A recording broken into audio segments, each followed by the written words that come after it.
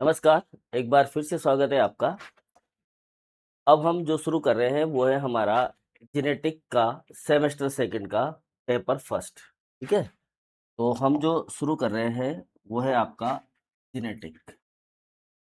ठीक है, जेनेटिक्स हम पढ़ने वाले हैं और ये आपका है सेमेस्टर सेकंड।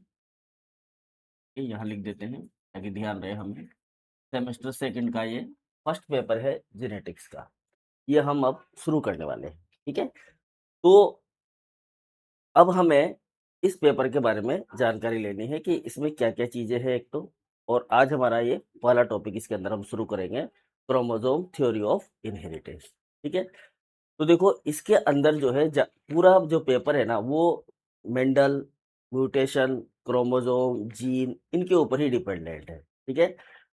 जो कि आपने कुछ पोर्शन इसका बीएससी में पढ़ा होगा और कुछ हम थोड़ा-सा डिफरेंट टाइप का यहाँ पर पढ़ने वाले हैं।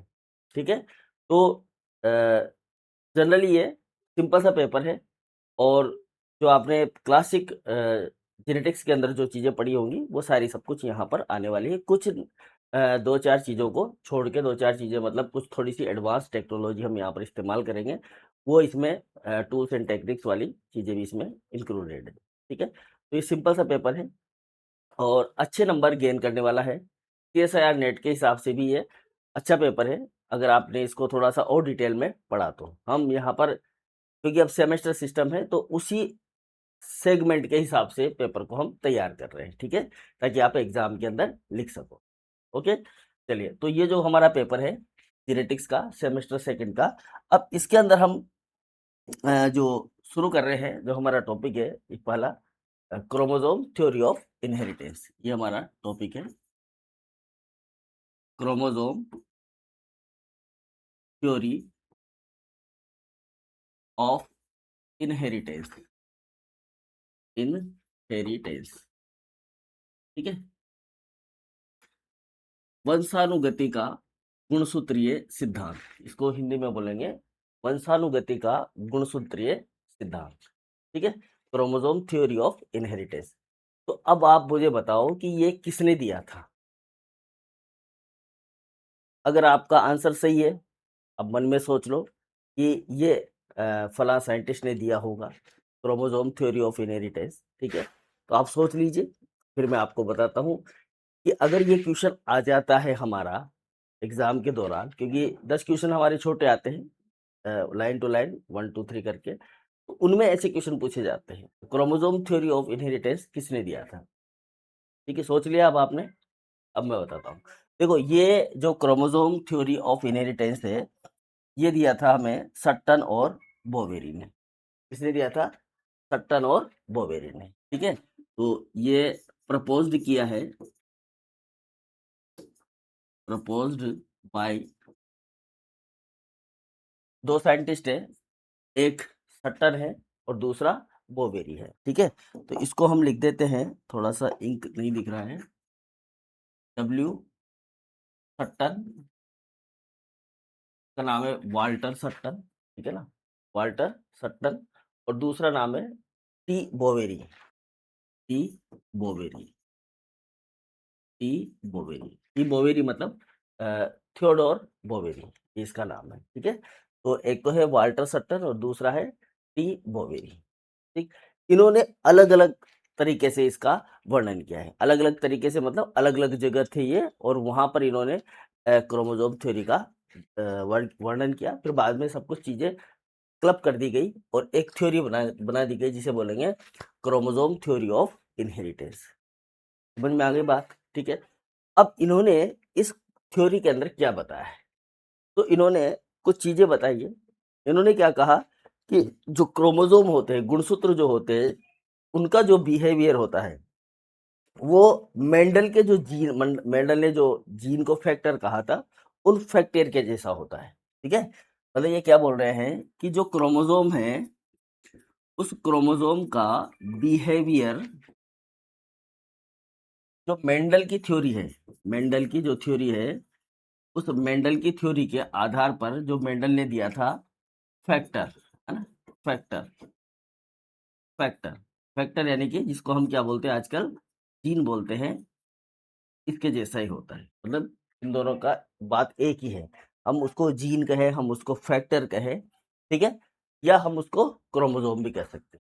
मतलब जो क्रोमोसोम, जो जीन काम करता है, जो फैक्टर काम करता है, वो सारा काम किससे होता है? क्रोमोसोम से होता है, ठीक है। अब मेंडल ने कुछ नियम दिए थे, जैसे एक दिया था इसने मेंडल के नियम, एक तो था इसका सेग्रीगेशन का प्रिंसिपल, ठीक है, सेग्रीगेशन, सेग्रीगेशन का एक सिद्धांत दिया था इसने, प्रिंसिपल, ठीक है। और एक दिया था इसने independent assortment, independent assortment theory, assortment, ठीक है। ये दो थ्योरी इसने दी है, वैसे तो तीन दी है, उसमें दो इंपॉर्टेंट है और दो ज़्यादा अच्छी है, ठीक है। एक तो सेग्रीगेशन है ना, थ्योरी ऑफ सेग्रीगेशन या प्रिंसिपल ऑफ सेग्रीगेशन, ये दिया था। और एक दिया था इसने इंडिपेंडेंट असॉर्टमेंट। इन्होंने जो सट्टन और बोवेरी है, इन्होंने इस मेंडल के इन दोनों सिद्धांतों को एलोबरेट किया है, मतलब कि इनको अच्छे से समझाया है इस थ्योरी के दौरान। जो क्रोमोसोम थ्योरी ऑफ इनहेरिटेंस है, इसके अंदर इन दोनों सिद्धांतों को समझाया गया है, ठीक है। अब इन दोनों सिद्धांतों को कैसे समझाया है इसके अंदर, तो हम देखते हैं इसको। जैसे कि कोई क्रोमोसोम होता है, ठीक है। अब अगर हम ह्यूमन सेल की बात करें तो ह्यूमन सेल में कितने क्रोमोसोम होते हैं? 46 क्रोमोसोम होते हैं, ठीक है। 46 क्रोमोसोम होते हैं, सब जानते हैं। अब ये जो 46 क्रोमोसोम होते हैं, ये 46 क्रोमोसोम किसी भी 2n सेल के अंदर पाए जाते हैं, ठीक है। किस सेल में पाए जाते हैं? 2n सेल के अंदर 46 क्रोमोसोम पाए जाते हैं। तो ये जो 2n सेल के अंदर क्रोमोसोम होते हैं, ये कैसे होते हैं? 23 और 23 के जोड़ों में होते हैं। बात समझ में आ गई? कैसे होते हैं? 23 और 23 के जोड़े में होते हैं। तो अगर हम इस 23 को और इस 23 को लिखें तो हम इसको ऐसे लिख सकते हैं 1 2 3 4 5 एंड 23। समझ में आ गई बात? और इसी तरह से हम इस 23 को भी लिख सकते हैं 1 2 3 4 5 एंड 23 तक, ऐसे लिख सकते हैं। समझ में आया? तो 1 2 3 4 5 से लेकर 23, 1 2 3 4 5 से लेकर 23 तक हम इस तरीके से इन नंबर्स को लिख सकते हैं। तो अब हम क्या देख रहे हैं? अब हम देख रहे हैं कि इस 2n सेल के अंदर, इस 2n सेल के अंदर 2n है, मतलब कि n प्लस n, ठीक है। तो ये जो n है, इसमें ये 1 से लेकर 23 तक के n है, और 1 से लेकर 23 तक के ये दूसरे n है। समझ में आ गया? जब 2n सेल बनेगी तो n और n की दो कॉपीज होंगी। एक n की कितनी कॉपी होंगी? दो कॉपी होंगी, ठीक है। तो जैसे मान लेते हैं हम कि कोई भी क्रोमोसोम है, हम क्रोमोसोम नंबर 4 ले लेते हैं, ठीक है। क्रोमोसोम नंबर 4, तो 4 की एक कॉपी इसकी आएगी और एक कॉपी इसकी होगी। ऐसे सभी क्रोमोसोम की कॉपी यहाँ पर 46 क्रोमोसोम में दो बार होगी। ये बात समझ में आ गई? ठीक है। तो ऐसे ही एक क्रोमोसोम ये है और एक क्रोमोसोम ये है, इसको इसी कलर से बना देते हैं। ये एक क्रोमोसोम ये है, ठीक है।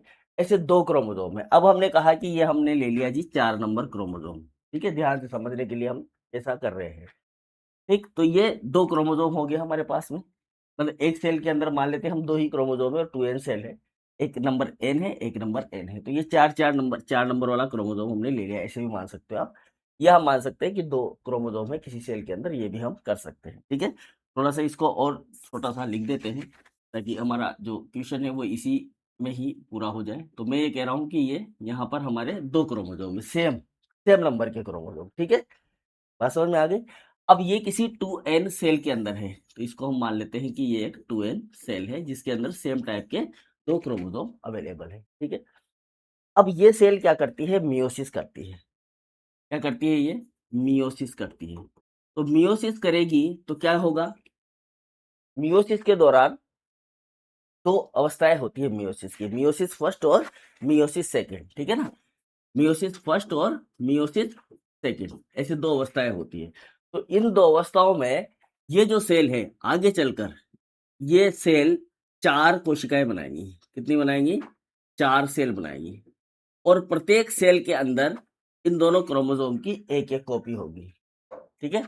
इसको ऐसे समझते हैं अपन कि ये सेल है, मियोसिस फर्स्ट हुआ, तो मियोसिस फर्स्ट के दौरान क्या होगा, ऐसे इसके अंदर 4 क्रोमोसोम आ जाएंगे। कितने क्रोमोसोम आ जाएंगे, 4 क्रोमोसोम आ जाएंगे और 2 न्यूक्लियस बन जाएंगे इसके अंदर, ठीक है। फिर मियोसिस सेकंड होगा, तो ये जो 4 क्रोमोसोम है, ये 2 सेल बन जाएंगे। ऐसे समझो इसको कि ये 2 सेल बन गई। थोड़ा और समझ लेते हैं अपन इसको और डिटेल में, कि यहाँ पर ये 2 न्यूक्लियस हो गए। सेल तो एक ही रहेगी, लेकिन न्यूक्लियस कितने हो जाएंगे, 2 न्यूक्लियस हो गए इसी तरह से, ठीक है। ये 2 न्यूक्लियस हो गए। अब फिर से डिवीजन होगा, मियोसिस फर्स्ट हो गया, मियोसिस सेकंड होगा, तो एक न्यूक्लियस में एक क्रोमोसोम चला जाएगा, दूसरे न्यूक्लियस में दूसरा क्रोमोसोम चला जाएगा, तीसरे न्यूक्लियस में तीसरा क्रोमोसोम चला जाएगा और चौथे न्यूक्लियस में चौथा क्रोमोसोम चला जाएगा। ऐसे ये बात समझ में आ गई अच्छे से।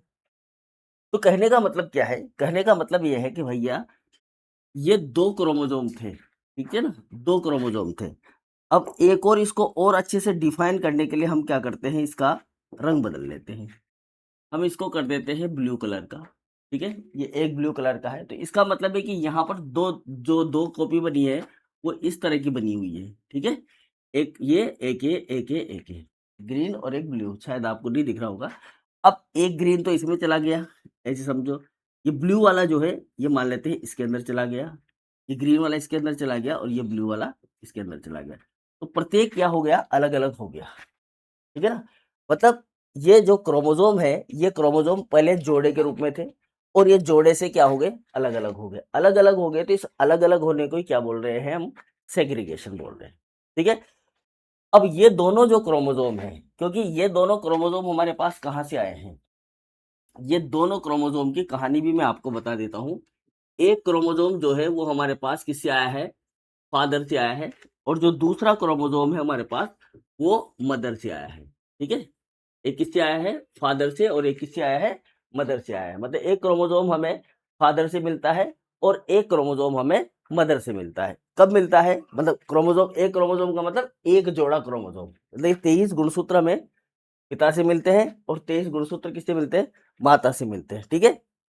अब ये आपस में फ्यूज होते हैं, तो ये हमारी सेल के अंदर ही बने रहते हैं, हमारी कोशिका के अंदर ही है। जो 46 गुणसूत्र है हमारे बॉडी के अंदर, उनके पास है, ठीक है। समझ में आ गई बात। तो ये 46 में से हमने देखा कि ये 23 में से जोड़ा है और ये दूसरे 23 में से जोड़ा है, यानी कि एक फीमेल का है और एक मेल का जोड़ा है, ठीक है। इस तरीके से ये है। अब ये दोनों जो है, इन दोनों को हम क्या बोलते हैं, इन दोनों को हम बोलते हैं होमोलोगस क्रोमोसोम। क्या बोलते हैं इनको हम, होमोलोगस क्रोमोसोम, ठीक है। होमोलोगस क्यों बोलते हैं, क्योंकि इनके ऊपर जो जीन है, इसके ऊपर और इसके ऊपर, इन दोनों के ऊपर जो जीन है वो सेम कारक यानी कि सेम लक्षण के हैं। इन दोनों के ऊपर जो जीन है ना, वो सेम कैरेक्टर वाले हैं। जैसे लंबाई का जीन है, मान लेते हैं कि लंबाई का जीन है, तो जो लेंथ वाला जीन है, अब लेंथ वाला जो लंबाई का जीन होता है उसको हम किससे डिफाइन करते हैं, टी से। किससे डिनोट करते हैं, टी से। तो हो सकता है इसके पास बड़ा टी हो और इसके पास छोटा टी हो, ठीक है। लेकिन दोनों के पास में किसका जीन है, लंबाई का। हो सकता है दोनों के पास ही बड़ा टी हो या दोनों के पास ही छोटा टी हो, कोई फर्क नहीं पड़ता इस चीज से, लेकिन जीन किस चीज का है, लंबाई का है जी। तो इसका मतलब ये दोनों क्रोमोसोम होंगे, उनके ऊपर सेम टाइप के जीन अवेलेबल होंगे, इसलिए हम इसको क्या बोलेंगे, होमोलोगस क्रोमोसोम बोलेंगे, ठीक है। अब ये हमने होमोलोगस क्रोमोसोम तो बोल दिया, लेकिन इन दोनों क्रोमोसोम को हम एक और नाम देते हैं, non sister chromatid. Non sister chromatid, ठीक है। नॉन सिस्टर क्रोमेटिड या non sister chromosome. Non sister क्यों बोल रहे हैं, क्योंकि ये दोनों हमें अलग अलग ऑर्गेनिज्म से मिले हैं। दोनों अलग अलग ऑर्गेनिज्म से आकर एक साथ हुए हैं, ठीक है ना। तो अलग जीव थे, उन जीवों से मिले हुए जो न्यूक्लियस है वो आपस में फ्यूज हुए हैं और उनसे हमें ये अलग अलग तरह के क्रोमोसोम मिले हैं, इसलिए ये कैसे कहलाएंगे, नॉन सिस्टर कहलाएंगे। लेकिन कैसे होंगे, होमोलोगस। बात समझ में आ गई। अब यहाँ देखो, यहाँ पर क्या हुआ है, इस जगह पर, कि जब मियोसिस हुआ तो इसमें रेप्लिकेशन हुआ होगा, ठीक है ना। बिना रेप्लिकेशन के 2 से 4 नहीं होंगे, ठीक है। तो रेप्लिकेशन हुआ है, उस रेप्लिकेशन के दौरान क्या हुआ है, मैं यहाँ पर ये नई स्टेज बना देता हूँ।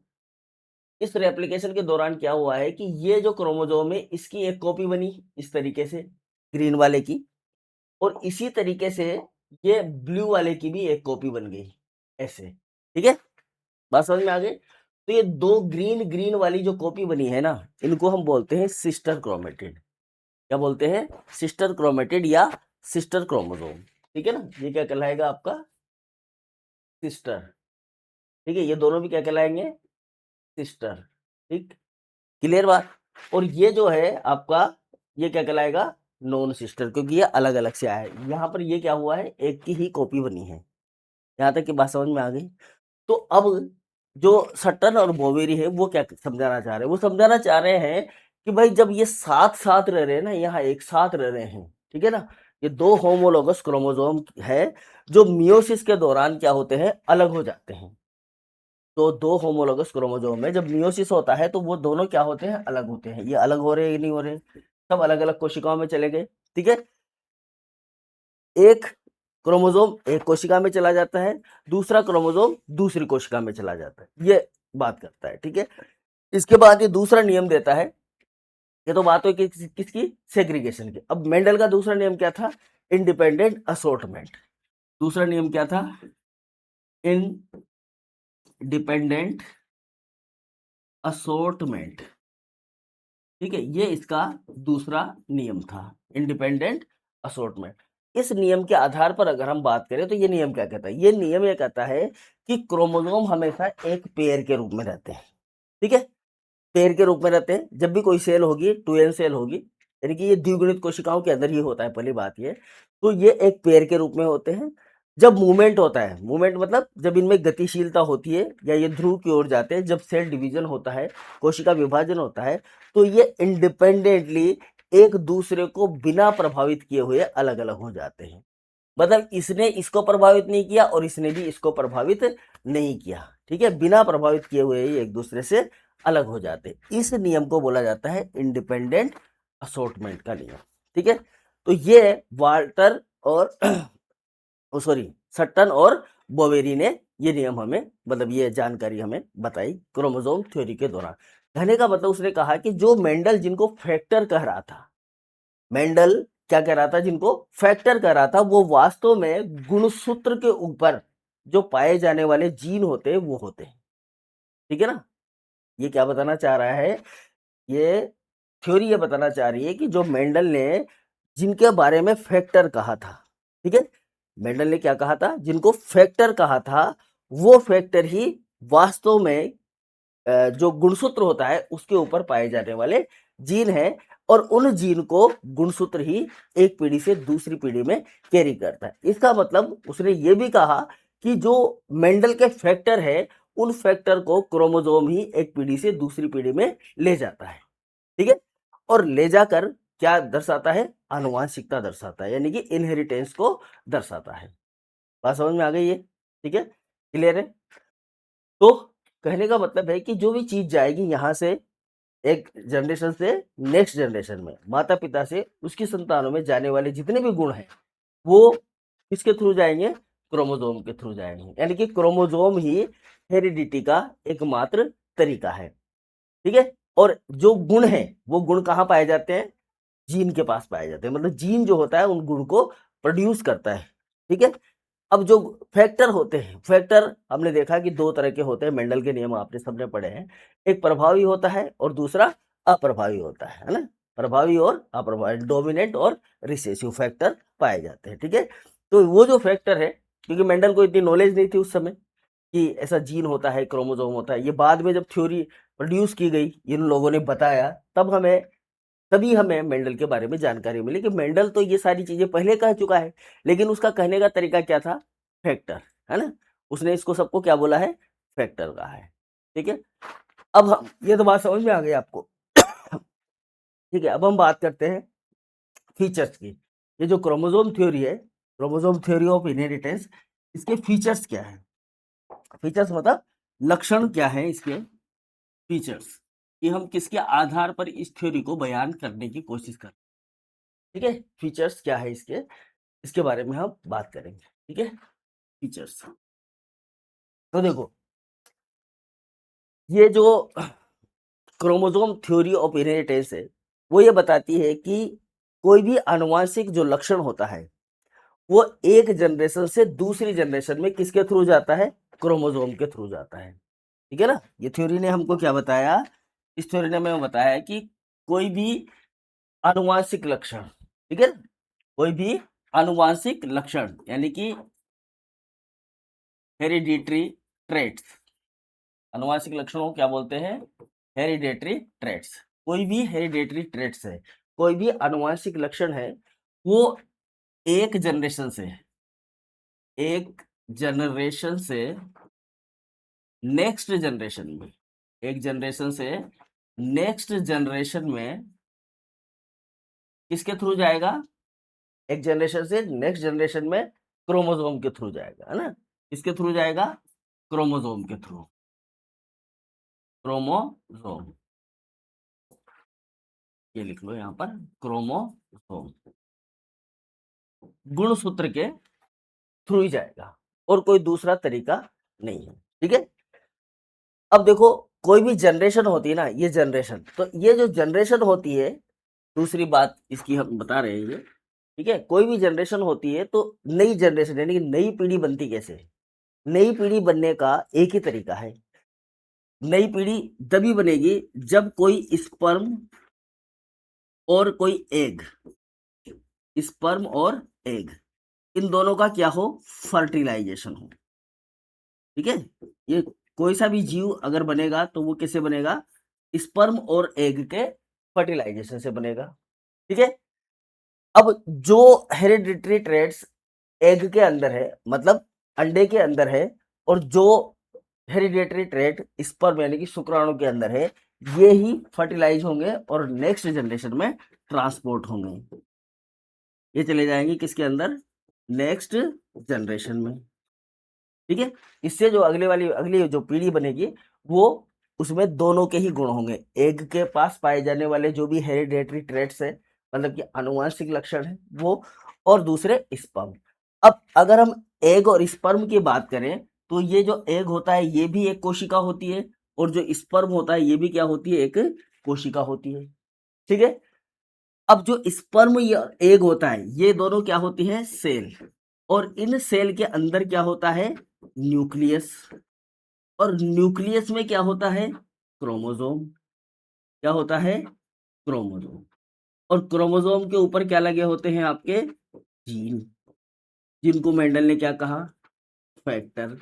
तो यही अगली पीढ़ी में लेके जाएगा, सीधी सी बात है। ठीक है ना? तो स्पर्म और एग जो है, दोनों इनहेरिटेंस में बराबर योगदान देते हैं। कैसे देते हैं? कि स्पर्म और एग, ठीक है, दोनों सेल हैं और दोनों का फ्यूजन होता है, फर्टिलाइजेशन जिसको हम बोलते हैं।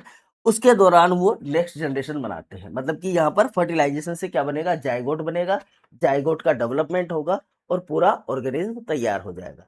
तो इसमें स्पर्म भी उतना ही भागीदार होता है जितना कि एग होता है। ठीक है? मतलब इन दोनों की बराबर भागीदारी होती है। बात समझ में आ गई? ठीक है? मतलब कि हम ये कह सकते हैं, नेक्स्ट बात, कि इसके अंदर नेक्स्ट जनरेशन में जो एग और स्पर्म होता है, ठीक है, स्पर्म, उनका जो कंट्रीब्यूशन होता है, कंट्रीब्यूशन, वो कैसा होता है? इक्वल होता है। ठीक है ना? कंट्रीब्यूशन कैसा होता है? इक्वल होता है। बात समझ में आ गई? मतलब दोनों बराबर भागीदार होते हैं। अब देखो, जो एग होता है, इस एग के अंदर, नेक्स्ट बात कर रहे हैं अपन, ये एग के अंदर क्या होता है? न्यूक्लियस होता है और साइटोप्लाज्म होता है। ठीक है? जो स्पर्म होता है, स्पर्म के अंदर भी छोटी सी कोशिका होती है, थोड़ा बहुत माइन्यूट साइटोप्लाज्म होता है और न्यूक्लियस होता है। दोनों में सेम न्यूक्लियस होता है। ठीक है? अब जब इनका फर्टिलाइजेशन होता है, इन दोनों का फर्टिलाइजेशन होता है, तो जो स्पर्म होता है, उस स्पर्म का केवल, ये इस तरह से स्पर्म है, ठीक है, इस स्पर्म का केवल न्यूक्लियर पार्ट ही यहाँ पर इन्वॉल्व होता है। मतलब ये कैसे पता लगा हमें कि वास्तव में न्यूक्लियस ही हेरिडिटरी में भाग लेता है? ठीक है ना? आनुवंशिकता में भाग लेता है केवल न्यूक्लियस। है ना। इसका कैसे पता लगा? क्योंकि जब फर्टिलाइजेशन होता है, जब स्पर्म तैरते हुए आता है और ओवम के साथ में आकर अटैच होता है, तो जब वो अटैच होता है तो उसका जो एक्रोसोम होता है वो पिघल जाता है। जब अटैच होता है वो, तो एंजाइम का सिक्रेशन करके एक्रोसोम को पिघाल देता है और केवल उसका न्यूक्लियस ही एग सेल के अंदर एंटर करता है। अब एग सेल के अंदर एंटर करने के बाद में ये वाला जो पोर्शन होता है ये वापस से सील कर दिया जाता है और ये जो पीछे का जो भी मटेरियल है स्पर्म का, उसको डिग्रेड कर दिया जाता है और ये ओवम जो होता है ये बच जाता है। नेक्स्ट स्टेप में ये ओवम के अंदर जो दोनों न्यूक्लियस होते हैं, दोनों न्यूक्लियस को हम ऐसे डिफाइन कर सकते हैं अलग अलग कलर में। मान लेते हैं कि ये स्पर्म से आया हुआ है, ठीक है। ये दोनों आपस में इस तरीके से फ्यूज हो जाते हैं, ठीक है। तो आधा पोर्शन तो किसका आ गया इधर, आधा न्यूक्लियर मटेरियल किसका आ गया, ओवम से, और आधा न्यूक्लियर मटेरियल किससे आ गया, स्पर्म से। तो इस तरीके से दोनों टाइप के न्यूक्लियर मटेरियल जो होते हैं वो आपस में मिक्स हो जाते हैं और इसको हम क्या बोलते हैं, जाइगोट बोलते हैं, ठीक है। इससे हमें पता चलता है, देखो इस स्पर्म ने किसी चीज का योगदान नहीं दिया, मतलब इस स्पर्म से थोड़ा बहुत ही साइटोप्लाज्म आया होगा जिसका इतना इफेक्ट नहीं है, ठीक है। सारा साइटोप्लाज्म किसका है, अंडे का है, ओवम का है, एग का है, ठीक है। थोड़ा सा साइटोप्लाज्म आता है स्पर्म से और बाकी इसका केवल क्या आता है, न्यूक्लियस आता है। बात समझ में आ गई, इसका क्या आएगा, केवल न्यूक्लियस आएगा।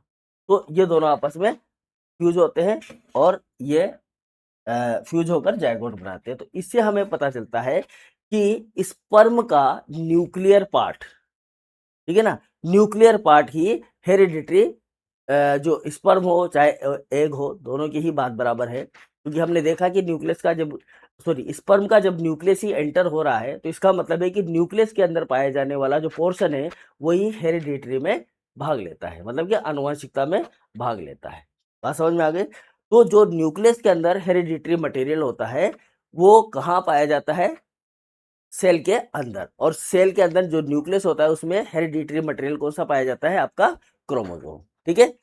अब फर्टिलाइजेशन के समय ये दोनों आपस में क्या हो जाते हैं, फ्यूज हो जाते हैं, ठीक है, दोनों फ्यूज होते हैं।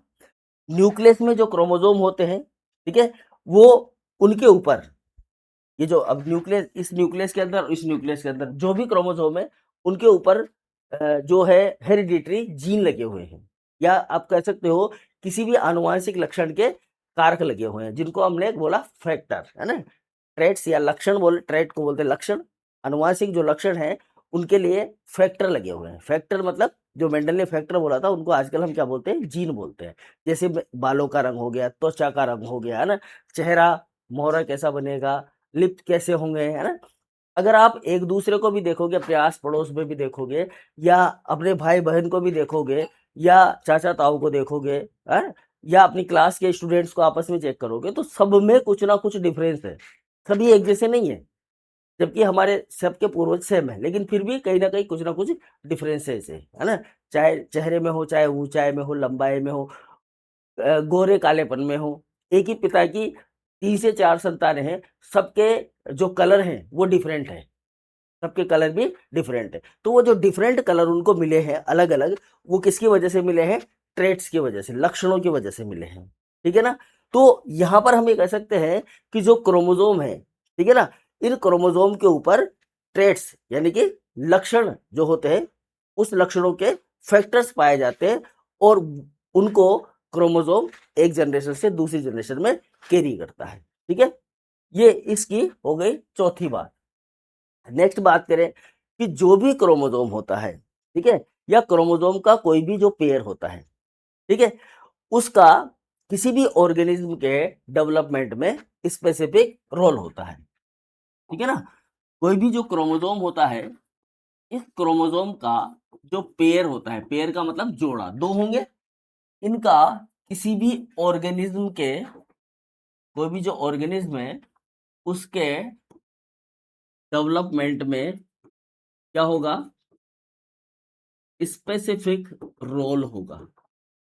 स्पेसिफिक रोल कैसे होगा, देखो ऐसे होगा, ये एक गुणसूत्र है और ये एक गुणसूत्र है, क्योंकि एक पेयर के रूप में है दो गुणसूत्र, दो क्रोमोसोम। अब मैं कहूं कि भैया ये जो है यहाँ पर कोई कैरेक्टर है, ठीक है, ये यहाँ पर एक स्पेसिफिक ट्रेट है, इसको समझ लेते हैं अपन, इसको क्या बोलेंगे अपन, ट्रेट। ठीक है, अब ये कोई ट्रेट है, फॉर एग्जाम्पल ये कहे कि हम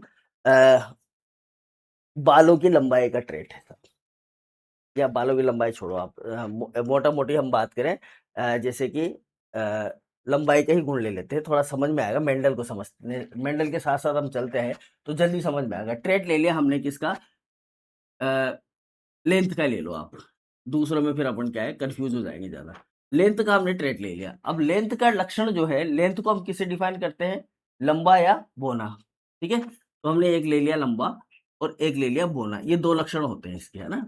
इसका इंटरमीडिएटरी भी होता है, आगे चल के समझ में आएगा हमें, केवल यही दो लक्षण नहीं होते, लेकिन मेंडल के आधार पर ये दो लक्षण होते हैं, एक लंबापन और दूसरा बोनापन है। ठीक है, अब ये दोनों जो है होमोलोगस क्रोमोसोम है। कौन से क्रोमोसोम है ये, होमोलोगस क्रोमोसोम। ठीक है, तो इन दोनों पर सेम ट्रेट के ही जीन पाए जाएंगे, तो हम ये मान के चल रहे हैं कि इसके ऊपर बड़ा टी है और इसके ऊपर छोटा टी है। ठीक है, ये पेयर में है, बात समझ में आ गई।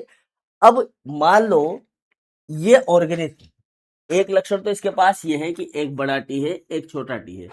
जब ये ऑर्गेनिज्म डेवलप होगा तो ये कैसा होगा, लंबाई होगा, तो कैसा होगा, लॉन्ग होगा। मान लो इस एक बड़े टी की जगह यहाँ पर क्या होता, छोटा टी होता, और इधर भी कैसा होता, छोटा टी होता, तो ये ऑर्गेनिज्म कैसा बनता, ये ऑर्गेनिज्म बनता ड्वार्फ, यानी कि बोना। बनता कि नहीं बनता, बात समझ में आए।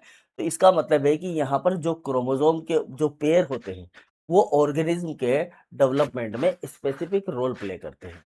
ये जो पेयर है ना, ये अब अगर ये पेयर ऐसे होता तो ये क्या बनता, लंबा, और ये पेयर अगर ऐसे है तो ये क्या बन रहा है, ड्वार्फ। अब आगे जब ये पेयर छूटेगा छूटेगा तो ये एक लंबा और एक बोना बनाने की कैपेसिटी रखता है नेक्स्ट जनरेशन में। ठीक है ना, जब ये अलग अलग होगा तो ये और भी अलग तरीके की चीज बना सकता है।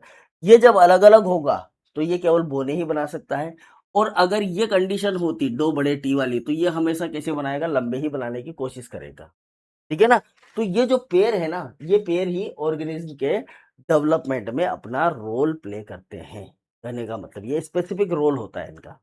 ठीक है, तीसरी चीज इन्होंने क्या कही कि यदि अगर क्रोमोसोम का कोई भी पार्ट, ठीक है ना, किसी भी क्रोमोसोम का कोई भी पार्ट या पूरा का पूरा क्रोमोसोम, ठीक है ना, क्रोमोसोम का कोई भी पार्ट या पूरा क्रोमोसोम अगर नष्ट हो जाएगा, कोई भी पार्ट या पूरा क्रोमोसोम क्या हो जाए, डिलीट हो जाए, डिलीट हो जाए तो क्या होगा, तो उससे रिलेटेड जो भी कैरेक्टर है ना वो नेक्स्ट जनरेशन में नहीं आएंगे। ठीक है, मतलब इस क्रोमोसोम से या इस पार्ट से जो रिलेटेड कैरेक्टर है, रिलेटेड कैरेक्टर, वो नेक्स्ट जनरेशन में पास नहीं होंगे, not pass to next generation. अब जब ये नेक्स्ट जनरेशन में नहीं जाएंगे तो जो ऑर्गेनिज्म होगा उस ऑर्गेनिज्म में क्या होगा, उस ऑर्गेनिज्म के अंदर एबनॉर्मेलिटी आ जाएगी। क्या आ जाएगी, एबनॉर्मेलिटी आ जाएगी, असामान्यता आ जाएगी। ठीक है, जैसे हम मान लें कि ये एक ऑर्गेनिज्म है और ये इसी ऑर्गेनिज्म का दूसरा जीन है, ठीक है, दूसरा क्रोमोसोम है। अब हमें मान के चल रहे हैं कि ये यहाँ से छोटा हो गया, टूट गया, इसका कोई भाग टूट गया, इसमें यहाँ पर सेंट्रोमियर है, सेंट्रोमियर है। अब ये सेंट्रोमियर की वजह से नेक्स्ट जनरेशन में तो चला गया, लेकिन यहाँ पर इस जगह पर जो जीन बनने वाले थे, ठीक है ना, ये वाला पोर्शन किसी नेक्स्ट जनरेशन में चला गया, ये चला गया, और जब फर्टिलाइजेशन हुआ तो ये इसके साथ में इसका फर्टिलाइजेशन हो गया और ये एक कोशिका बन गई जायगोट। ठीक है ना, ये क्या बन गया, जायगोट बन गया, तो उसमें भी आधा ही गया है। ठीक है, अब जब कोई चीज बनानी है, मान लेते हैं कि ये वाला पोर्शन जो है ये हो सकता है आंख बनाता हो या हाथ बनाता हो या कोई पैर बनाता हो, तो पैर बनाने के लिए दोनों आवश्यक है, मतलब ये भी आवश्यक है जितना ही जितना ये वाला पोर्शन आवश्यक है। तो इसका मतलब है कि जो पैर तो बनेगा लेकिन वो पूरा नहीं बन पाएगा, हाथ तो बनेगा लेकिन वो पूरा नहीं बन पाएगा, ठीक है ना। एक हाथ तो पूरा बना दिया, लेकिन दूसरा नहीं बन पाएगा। हालांकि उसके दूसरे कारण भी हो सकते हैं, लेकिन यहाँ पर जीन भी बहुत इंपॉर्टेंट होता है ना। तो उससे क्या हो जाती है, अब आधा हाथ आया किसी में, एक तो पूरा हाथ है उसका और एक आधा हाथ है, या हो सकता है ये वाला जो पोर्शन है ना, ये डिजिट्स बनाता हो, उंगलियां बनाता हो, उंगलियां बनाता हो। हाथ का गुद्दा तो पूरा बन गया, लेकिन उंगलियां नहीं बनेंगी उसकी, ये उंगलियां नहीं आएंगी। हाथ तो आ जाएगा, यहाँ तक का गुद्दा उद्दा सब आ जाएगा, ये जो हथेली है वगैरह, पाम वगैरह सब कुछ आ जाएगा, लेकिन उंगलियां नहीं आएंगी। उंगलियां नहीं बन पाएगी, क्यों? क्योंकि ये वाला पोर्शन और ये वाला पोर्शन दोनों रिक्वायर्ड है। तो ऐसे अलग अलग प्रकार की एबनॉर्मलिटीज आ जाती है। एबनॉर्मलिटीज मतलब असामान्यताएं आ जाती है। असामान्यता वो दिखाई देगा, अजीब सा दिखाई देगा, मतलब उसके शरीर में कुछ ना कुछ अंग जो है वो भंग रहेगा। अगर आपके सब कुछ सही सलामत है, तो इसका मतलब समझ जाइए कि आपके गुणसूत्रों में किसी भी प्रकार की छेड़छाड़ नहीं हुई है। किसके दौरान? न तो मियोसिस के दौरान, न ही फर्टिलाइजेशन के दौरान, न ही जायगोट के डेवलपमेंट के दौरान। तो हम सही सलामत है। ये बहुत अच्छी बात है कि इतना लंबा चौड़ा प्रोसेस पास करने के बाद आज हम बिल्कुल तंदुरुस्त, सही हाथ पैर, आंखें, क्या बोलते हैं, बाल, चेहरा, मोहरा, सब कुछ टोटल टोटल चीज। तो ये ईश्वर का बहुत बड़ा धन्यवाद है कि हमारे पास में सब कुछ चीजें एकदम परफेक्ट है। अगर हमारे अंदर भी इस तरह का कोई भी प्रॉब्लम क्रिएट होता, तो ये भगवान की गलती नहीं है, ये क्रोमोसोम की गलती है ना। किसकी गलती है? क्रोमोसोम की। अगर ये टूट गया गलती से, कहीं पर छूट गया, थोड़ा बहुत भी टूट गया, तो फिर क्या हो जाएगी? गड़बड़ हो जाएगी, ठीक है। तो ये जो गड़बड़ है, ये आने वाली जनरेशन के अंदर होती है। जो गलती पेरेंट करते हैं, पेरेंट क्या गलती करते हैं? कुछ लोग शराब पीते हैं, कुछ लोग तंबाकू खाते हैं, है ना, कुछ लोग गांजा भांग का नशा करते हैं। और उस समय अगर ये मियोसिस वाले प्रोसेस होते हैं, या मार्स गैस को इनहेल करते हैं, या कुछ केमिकल का इनहेल कर लेते हैं, या अ, कुछ ऐसी चीजें खाते हैं जिसकी वजह से केमिकल उनके शरीर के अंदर प्रवेश करते हैं, और उस समय मियोसिस हो रहा है, तो मियोसिस वाली जो सेल होती है वो स्ट्रेस में आ जाती है, और उस स्ट्रेस के दौरान ही ये कहानियां बनती है। डिसजंक्शन नहीं हो पाते हैं, या क्रोमोसोम अलग तो होना चाहते हैं लेकिन वो टूट जाते हैं, अच्छे से फॉर्म नहीं हो पाता है, बिल्डअप नहीं हो पाता है। तो फिर ये आगे आने वाली जनरेशन के लिए बहुत घातक होता है। ठीक है, बात समझ में आ गई। तो अगर ऐसे टूटा हुआ होगा, तो वो जो ऑर्गेनिज्म होगा वो क्या होगा? एबनॉर्मल ऑर्गेनिज्म होगा। मतलब उसके अंदर क्या पाई जाएगी? एबनॉर्मेलिटी पाई जाएगी। ये बात समझ में आ गई? ठीक है। तो अब हम ये समझ गए सारी बात कि सारा खेल जो है वो किसका है? क्रोमोसोम का है। तो जो हेरिडिटरी के जो लक्षण होते हैं, वो हमेशा कैसे रहते हैं? स्टेबल रहते हैं, इसमें गड़बड़ नहीं होनी चाहिए, ठीक है। जैसे ही जो क्रोमोसोम होता है, उनके नंबर भी सेम होते हैं। जैसे अगर मैं निकालूं अपना बॉडी का नंबर 46, मेरे पास निकलेंगे 46 ही आपके पास निकलेंगे। या आप दुनिया में किसी भी आदमी का निकाल दो जो नॉर्मल इंसान है ना, जो नॉर्मल इंसान है उसको किसी भी प्रकार का आनुवांशिक रोग नहीं है। हर इंसान की बॉडी के अंदर 46 क्रोमोसोम हमें मिलेंगे। तो इनके नंबर भी सेम होते हैं, इनके स्ट्रक्चर्स भी सेम होते हैं, ठीक है। और ये जीवन भर एक जनरेशन से दूसरी जनरेशन में, खुद के जीवन में तो रहते ही हैं, अगली जनरेशन में भी, और अगली से अगली जनरेशन में भी, अगली से अगली जनरेशन में भी सेम प्रकार का बिहेव करते हैं, ठीक है। और प्रत्येक क्रोमोसोम एक अपनी एक अलग यूनिट के रूप में बिहेव करता है। समझ में आ गई? चलिए, अब देखो, जो सोमेटिक सेल होती है वो कैसी होती है? डिप्लॉइड सेल होती है। मतलब कि कैसी होती है? 2L सेल होती है। और 2L सेल में जो क्रोमोसोम होते हैं, और क्रोमोसोम के ऊपर जो जीन होते हैं वो पेयर में पाए जाते हैं। जैसा कि मैंने अभी आपको बताया कि यहाँ पर जो जीन है वो कैसे है? जोड़े के रूप में। तो जितने भी गैमेट होते हैं, उस गैमेट के अंदर केवल एक पेयर क्या होता है? केवल एक पेयर ही जाता है किसी लक्षण का, ठीक है, जिसको हम क्या बोलते हैं? अलील। ठीक, देखो, ये गुणसूत्र है, ये भी दूसरा गुणसूत्र है। प्रत्येक गुणसूत्र पर एक ट्रेट्स का ट्रेट्स का या फैक्टर का एक अलील पाया जाएगा। क्या पाया जाएगा? अलील, ठीक है। क्या पाया जाएगा? एक अलील पाया जाएगा। किसके आधार पर? मेंडल के आधार पर, ठीक है। तो एक क्रोमोसोम पर एक ट्रेट का एक अलील होगा, जिसे हमने यहां कहा ट्रेट यानी कि लेंथ। ट्रेट यानी कि लेंथ। अब इसके ऊपर जो अलील है वो छोटा टी है और इसके ऊपर जो अलील है वो बड़ा टी है, ऐसा हम कह रहे हैं। ठीक है, बात समझ में आ गया ना, अलील का मतलब समझ में आ गया। अब जब फर्टिलाइजेशन होगा तो फर्टिलाइजेशन के दौरान जो क्रोमोसोम है, क्रोमोसोम जब ये फर्टिलाइज करेंगे, मान लो ये कोई अलग सेल से आए या अलग सेल से, जब ये फर्टिलाइज करेंगे तो उस ऑर्गेनिज्म के अंदर, मतलब उस जायगोट के अंदर दोनों के ही लक्षण आ जाएंगे। ठीक है, मतलब वापस से वो पेयर कंडीशन क्या हो जाएगी, रिस्टोर हो जाएगी। इसको ऐसे समझते हैं अपन कि इन दोनों से 4 कोशिकाएं बन गई, एक सेल इससे बन गई, एक सेल इससे बन गई, एक सेल इससे और एक सेल इससे। ठीक है, अब मान लो ये वाली जो सेल है जिसको हमने इस तरह से बनाया है, ये वाली सेल किसी दूसरी वाली सेल से फर्टिलाइजेशन करेगी। ठीक है, इन दोनों के बीच में क्या हो जाए, फर्टिलाइजेशन हो जाए। तो जो बनने वाली सेल है, उस बनने वाली सेल के अंदर दोनों ही क्रोमोसोम अवेलेबल होंगे। मतलब कि ऐसे कैसे, ये वाला व्हाइट वाला भी है और पीले वाला, पीले रंग वाला क्रोमोसोम भी इसके अंदर आया, मतलब वापस से यही कंडीशन रिस्टोर हो जाएगी जब फर्टिलाइजेशन होगा।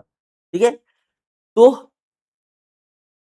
ऐसी जो कंडीशंस होती है, मतलब ऐसी जो संरचनाएं होती है, वो क्रोमोसोम के द्वारा ही की जाती है। ठीक है, बात समझ में आ गई।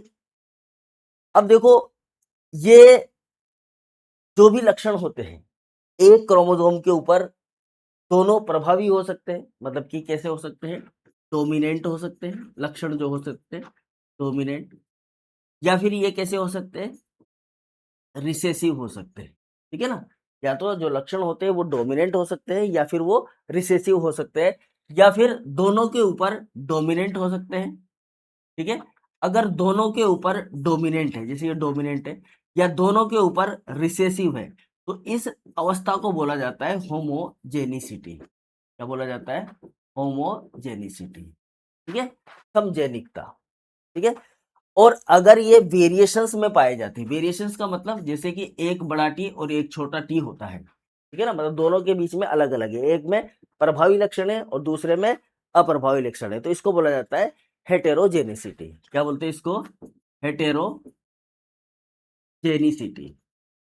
ठीक है ना, इसको तो क्या बोलते हैं अपन, होमोजेनिसिटी। होमोजेनिसिटी मतलब दोनों टी है, एक जैसे है, एक ही लक्षण है, एक ही प्रकार के, दोनों डोमिनेंट, दोनों लक्षण जो कि रिसेसिव है लेकिन दोनों कैसे हैं? समान प्रकार के, तो इसको क्या बोलेंगे, हेटेरोजेनिसिटी। क्लियर, ओ सॉरी, होमोजेनिसिटी। और अगर एक लंबाई का, एक मतलब प्रभावी है, डोमिनेंट है, और एक कैसा है, रिसेसिव कैरेक्टर है, तो इसको क्या बोलेंगे, हेटेरोजेनिसिटी बोलेंगे। बात समझ में आ गई। तो इस आधार पर हम क्रोमोसोम के बिहेवियर को समझ सकते हैं कि ये क्रोमोसोम आगे चलकर क्या कमाल करेगा, अगर हमें पहले से पता हो। ठीक है, तो अब ऐसा कैसे होता है, इस चीज को भी हमने वैसे समझ लिया, लेकिन फिर से हम एक बार और समझ लेते हैं कि जब मियोसिस होता है ना, तो इसको हम इस डोमिनेंस और रिसेसिव के आधार पर समझते हैं। मान लीजिए ये सेल है और इसमें एक कैरेक्टर बड़ा है और एक कैरेक्टर छोटा है, मतलब एक तो डोमिनेंट है और दूसरा कैसा है, रिसेसिव कैरेक्टर है। ठीक है, जब मियोसिस होगा, क्या होगा, मियोसिस, तो मियोसिस होगा तो एक एक क्रोमोसोम की एक एक कॉपी यहाँ पर बनेगी, मतलब दो बड़े टी बन जाएंगे और दो छोटे टी बन जाएंगे, इस तरह से दो क्रोमोसोम यहाँ पर बनेंगे। ठीक है, अब ये जो क्रोमोसोम है, ये क्रोमोसोम दो बड़े टी वाले दो छोटे टी वाले, इनके बीच में क्या होगा जी, सिनेप्सिस होगा।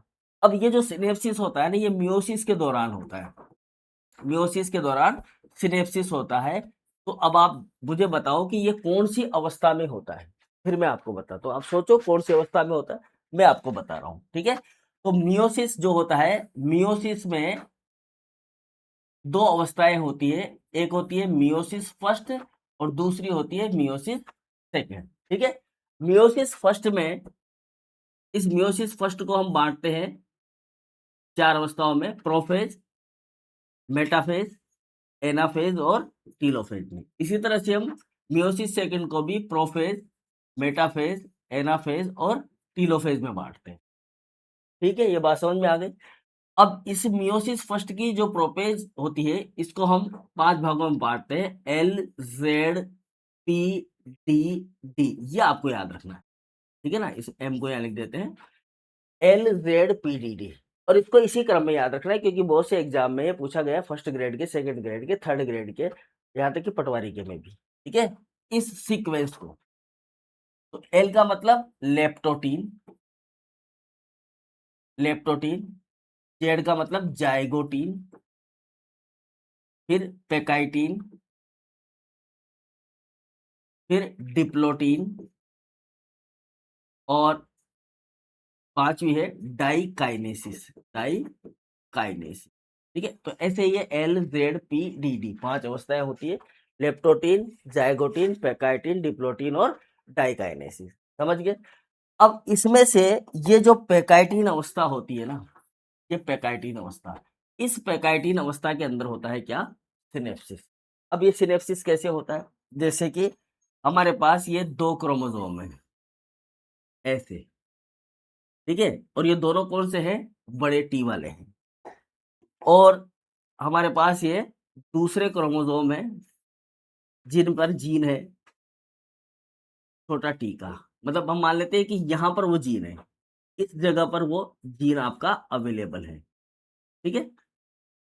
अब क्या होता है, क्रॉसिंग ओवर होता है। तो क्रॉसिंग ओवर कहाँ होता है, क्रॉसिंग ओवर ऐसे होता है, ध्यान से समझना इस बात को। क्रॉसिंग ओवर में क्या होता है कि ये जो क्रोमोसोम होता है ना, जो पास पास है, इन दोनों पास पास के क्रोमोसोम में कट लगता है एक, यहाँ पर ऐसे ऐसे एक कट बनता है।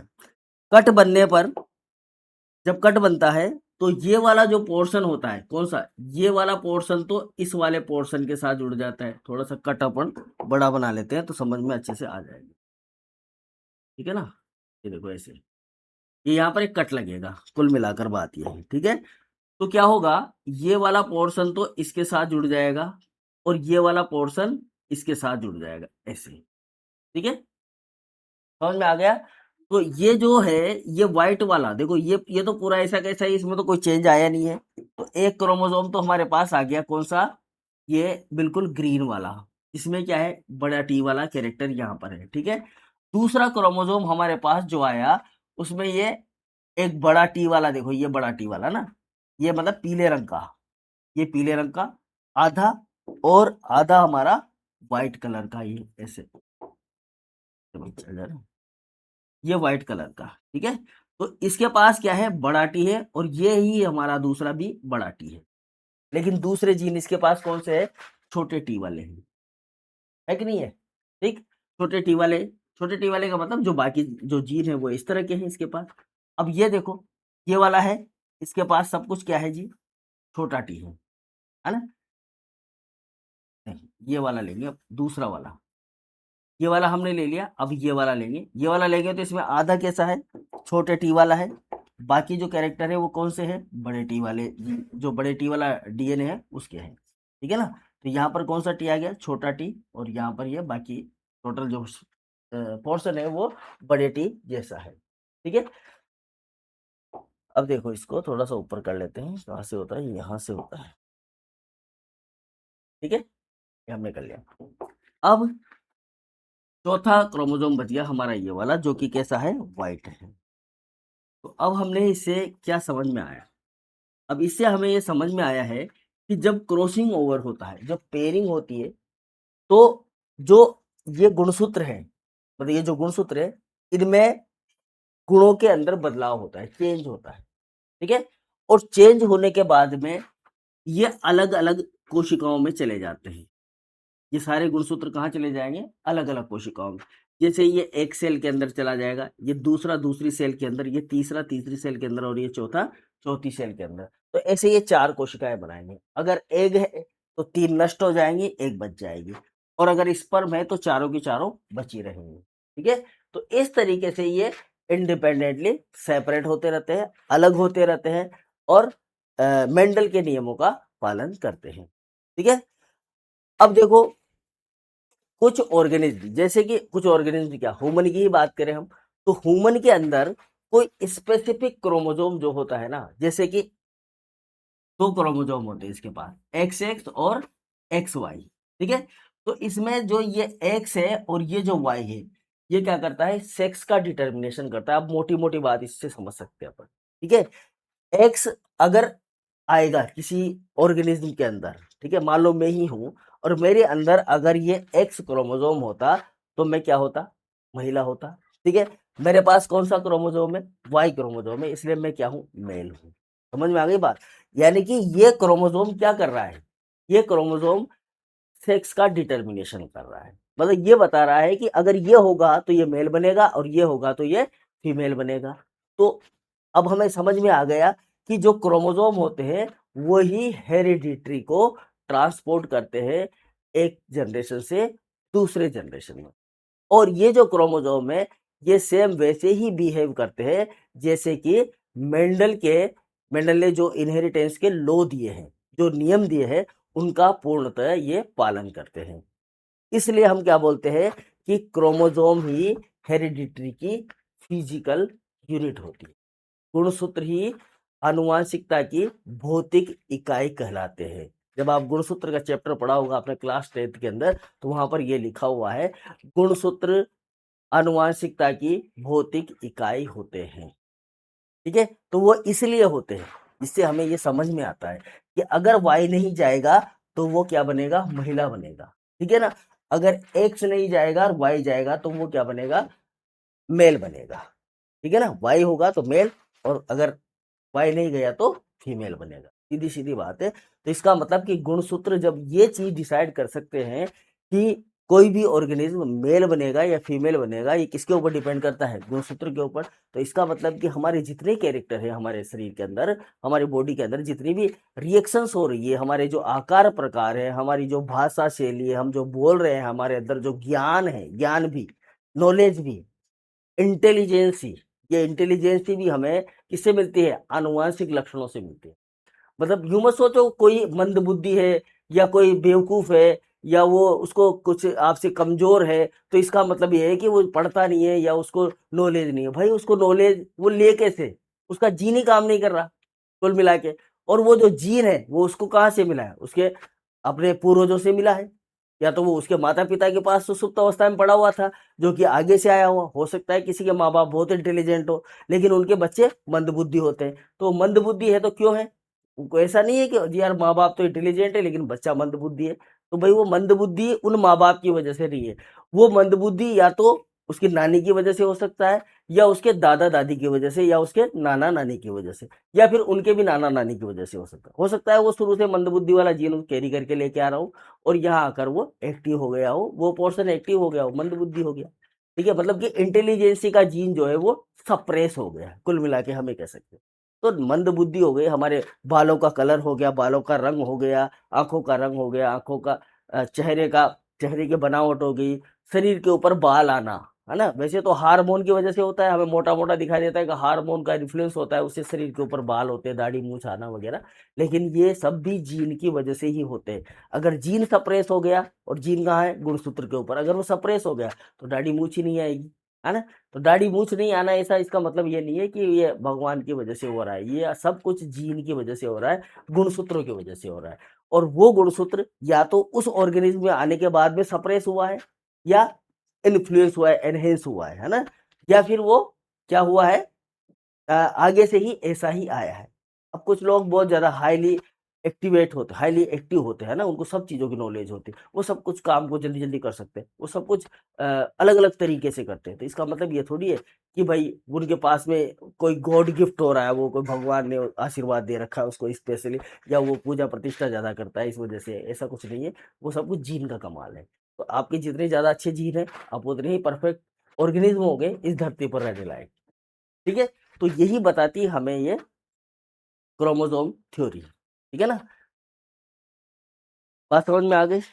अब आपको एक इम्पोर्टेंट बात बता देते हैं, ये हमारा टॉपिक जो है वो पूरा हो गया, क्रोमोसोम थ्योरी ऑफ इनहेरिटेंस। इससे हमें सारी चीज समझ में आ गई है। अब इससे रिलेटेड जो नोट्स है हिंदी में और इंग्लिश में, अगर आपको इसकी बुकलेट चाहिए तो आप हमारी जो वेबसाइट है exam@az.in, ठीक है, ये आप सर्च करिए, आप exam@az.in, इसको सर्च करो, ए छोटा लिखना। ठीक है, और इसके ऊपर स्टोर हमने बना रखा है, उस स्टोर के अंदर जाकर आप इसकी बुकलेट को बाय कर सकते हो, हिंदी में भी और इंग्लिश में भी। ठीक है, और अगर आपको फ्री ऑफ कॉस्ट पढ़ना है तो आप ऑनलाइन एमएससी वाले सेक्शन में जाके अभी फिलहाल हमने उसके अंदर हिंदी के डाले हुए हैं, कुछ दिनों में हम उसको इंग्लिश में भी कन्वर्ट कर देंगे, मतलब इंग्लिश वाले नोट्स भी उसके अंदर डाल देंगे, तो सेम नोट्स आपको हिंदी और इंग्लिश दोनों भाषाओं में मिलेंगे। क्योंकि जो पिछले सालों में जो हमें समस्याएं आ रही थी हिंदी और इंग्लिश वाली, क्योंकि जो बच्चे हैं आप लोग सारे ज़्यादातर किसके हैं, हिंदी मीडियम के हैं, है ना। इंग्लिश के तो बहुत कम होते हैं, और इंग्लिश वाले जो बच्चे होते हैं वो जनरली क्या कर लेते हैं, पढ़ लेते हैं, उनके पास में सोर्सेज होते हैं, ठीक है। हिंदी वाले बच्चों के पास में सोर्स नहीं होते, क्योंकि वो ऑलरेडी हिंदी हिंदी में पढ़ते हुए आ रहे होते हैं। यहाँ आकर दिक्कत हो जाती है, तो हमने क्या किया है कि अभी हम पहले हिंदी मीडियम वाला जो कोर्स है वो हमने वेबसाइट के ऊपर डाला हुआ है। मतलब कि ये जो पेपर है आपको ये मिल जाएगा, जेनेटिक वाला पेपर आपको, इसको आप पढ़िए, इसके नोट्स डाल रहा हूँ मैं धीरे धीरे।